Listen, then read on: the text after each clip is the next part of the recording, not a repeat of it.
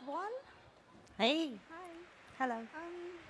Thanks for coming. And here today we have on stage with us, we have Janet Yuan from HSBC, and we have Lillian from 9gag.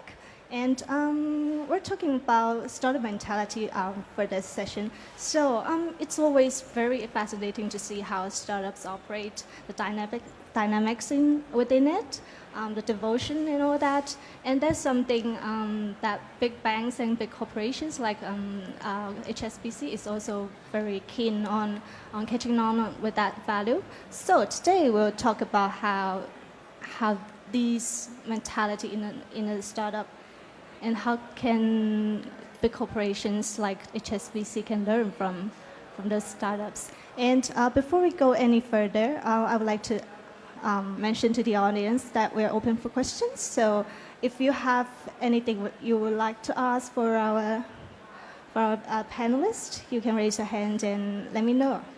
So Lillian, 9gag is a startup of 30 people right now, and you have 150 million global audience, and I'm one of them. And Thank you. Let's talk about how you define startup mentality there in 9gag. Well, of course, I never worked in HSBC, so I can't work in on a contrast basis as what are the differences. But coming from a corporate background, whereby I was running one of the most biggest creative agency in town before I took up the role at 9gag, is that I would say something that some qualities that we seldom see in big corporation is, first is no bullshit. Because most of the time when we worked in bigger corporation, this is something that happened to me before. If I have a question, I ask my colleague, then they will say, let me get back to you. Or I don't know, maybe you can ask him or ask her. So it's kind of like that kind of passing around phenomenon is quite common, I would say. And second, I think that is really the fact of any of startup is that I'm the oldest in the company. Yeah, I'm 45 and I'm the old person. And in general, the average age in my company is around 25. So when people are younger, it happens that they have less ego, or to some extent that have no ego. So we spend less time to defend or to argue, but really get to the point of like, okay, what's the good side of doing it? So let's do it. So that I would say is pretty predominant in a startup environment. And for Janet, HSBC is no startup, as we all know. So how does a 150-euro bank with like 250,000 employees know about the startup mentality? So I think it's a very valid point. I mean, HSBC, while it might have been a startup 150 years ago, is pretty far from a startup now. But that being said, actually, the team that I'm in is called HSBC Digital, and in many ways, it is also very much like a startup in that. Well, I mean, in many cases, first of all, it's grown immensely from the last few years. From a handful of people just perched up with a laptop on a shelf because there was no office space. I mean, I'm sure that's pretty familiar to a lot of startup founders everywhere. To now, hundreds in Asia and many more in the UK and elsewhere in the world. And so we've gone through immense growth, and in many cases had to challenge the norms of how the organization worked and actually recreate or make from scratch processes and procedures that would work for us, that would let us be much more agile, allow us to do daily stand-ups and change the way that the culture worked. So in some cases, yes, HSBC is massive, but at the same time, within our team, we very much feel as though we're sort of like a startup within the organization. Yeah, so you've grown your team from a handful of people to how many now? Well, we're at like several hundred in Asia here. So what kind of challenges have you experienced as you scaled from a small one? Yeah, so it's a great question because I think this is one of the places where startups and large corporates are slightly different. When you're a startup, you are starting to build it from with no legacy, whereas for us, we're sort of building with legacy, right? So there's like norms and cultural parts of the organization that are things that we need to challenge and change. But we bring in people who have experience, who have like proven digital skills. A lot of our people have actually come from outside of banking, so they think differently and they challenge differently. And as a result, we've been able to grow more successfully. Yeah.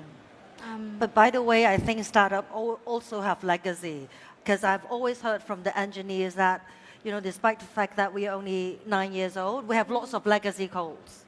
So we have lots of legacy in terms of the way we work, with the way that we build our apps. So legacy is everywhere, I would say.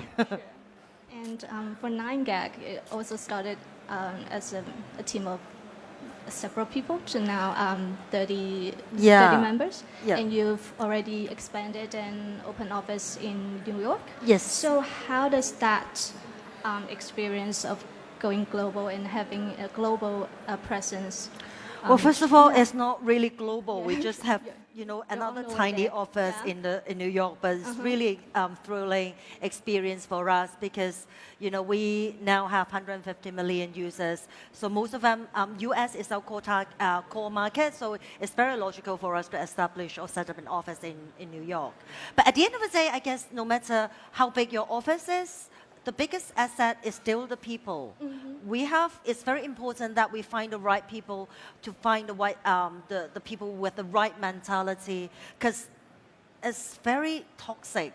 Because if you made a wrong hire, then all those negative energy will spread. I'm sure any of you guys should have seen one or two very bad vibes colleagues, and those are like cancer. So, I would say getting the right people in is very important. And especially when it's 9gag is about fun. It's very logical that often I heard from someone that I bump into on the streets that they think working in 9gag means doing nothing but have fun. So people think they're paid to playing ping pong or playing foosball in the office. So this is just something that we need to tell them ahead so that we won't create a wrong perception that simply doing nothing and playing is fun. So this is something that we need to do, especially over the hiring process. So people don't actually play foosball and ping pong in your office? I have some colleagues down there, so I think they can tell you. They do play over the lunch hour or before they get into lunch hour, but in general, people are too busy to play or to have a nap on the grassland. Yeah. I think like foosball table is like a standard recreational item. Yeah. It looks cool, by the way, but we're too busy removing them. Right. I guess that's the reality. Yeah, HSBC has also have a very unique choice of workspace because you set up your office in co-working space. That's right. Yes. So we too have a ping pong table and a dartboard actually in our office. So can you explain a bit about why you would like to set up your office there? Yeah, absolutely. A lot of what we're trying to bring into the organization is cross-functional working, being able to tackle problems together with people from different teams. And actually, it's a lot easier when those teams are all in one place. And I think that's one challenge that you really experience as you grow, because actually when things start to get more complicated, then you need to bring more people in, and then maybe those people are really far away and it's hard to get a hold of them, and you have to send them an email, and 2 weeks later they get back to you, and it's it just really, really makes it hard to continue to improve your product. And so a big part of what we've tried to do is create an environment for our people that's actually set away from the main corporate headquarters. So here in Hong Kong, we have the HSBC main building, the big tower that probably everyone knows, but actually the digital team is located out in the co-working space in Causeway Bay, which is it's a much more like collaborative style of place where we can actually put up our Kanban boards on the wall, and we just work in a totally different way, and makes it a lot easier because everybody's in the same place. And Lilian, you've worked in the corporate side and also the government side for like 20 years. And how is the transformation go from working in the corporate world to the startup world now? It was a heart attack when I joined the startup. I had very difficult time by the time I joined, and I thought I couldn't survive because first of all, put the age aside. I don't want to dramatize this issue, but then like the younger people, they are very, very tech savvy. They know all the tools. They're very good. I mean, if I refer to how I communicate with the co-founders, because all of them are millennials, they're very good at finding or sourcing information. So when we talk about something, they can suddenly, immediately, they can pull like 5 links to you and send it to you right away. So I guess the storage for information is that big. And to be very honest, when I was young, we didn't have that much information, but I guess they are trained with it, so they are very flexible, they're very knowledgeable. I guess this is one of a very common finding that happens to me.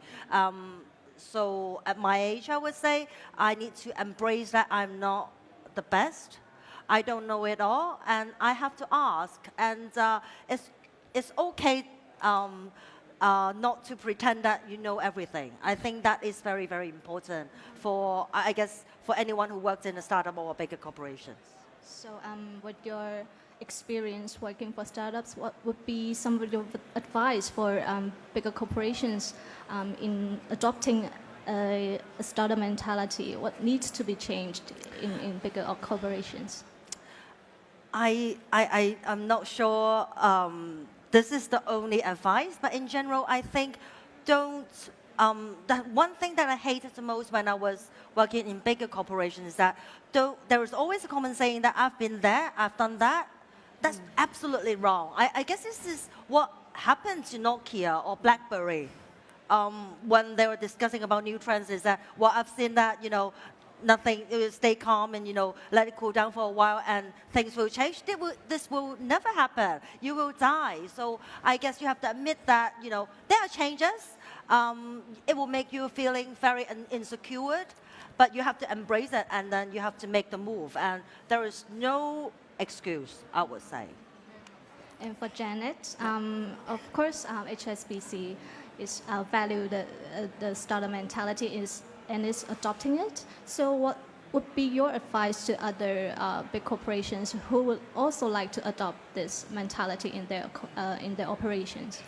So I actually just want to pick up on that point because I agree. And this is something that I think we've done a really great job at our team in HSBC Digital. We've got a lot of people who are really honest about how quick things are changing outside every single day.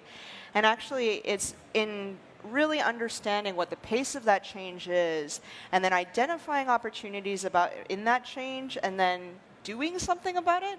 That's what startup mentality is. And you don't need to necessarily be in a big corporate or a startup to have that. It's just, constantly monitoring what's outside and saying, what is the possibility of what's out there? Like there isn't necessarily a preset solution that somebody's already done, but you can track trends and you can forecast and you can think about all the things that, the future as it could be.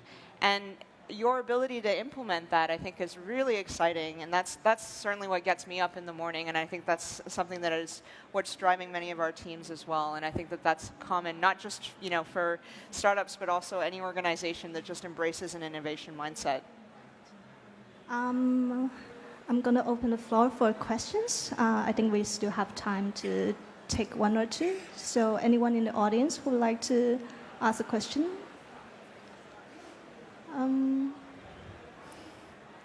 So, when the audience gets ready. This one. One minute? Okay. Okay.